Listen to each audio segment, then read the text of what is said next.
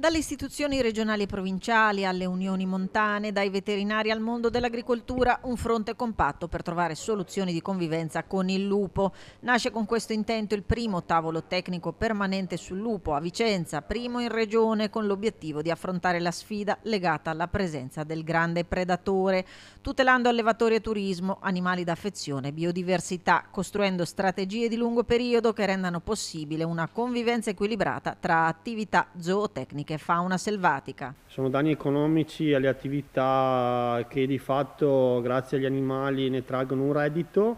Pensiamo alle maglie che oltre che essere un'attività agricola e di gestione dei nostri territori, oggi è impattata da questo predatore e di fatto è una conseguenza poi anche al turismo. Predazioni numericamente in calo nel Vicentino dalle 192 dello scorso anno alle 93 registrate quest'anno, indice che fornisce però una duplice chiave di lettura.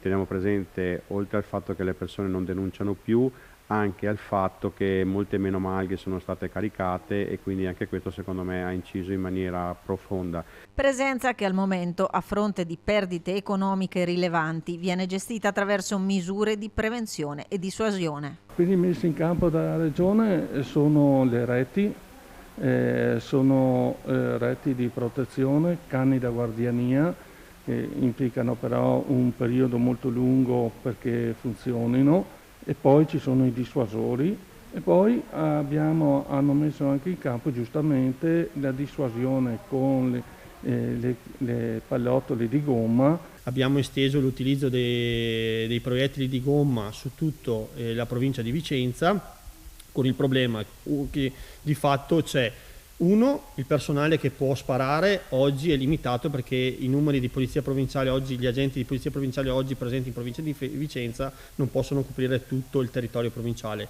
2, vanno formati nuovi agenti venatori con questa qualifica e oltre a questo di fatto non è facile trovare il lupo.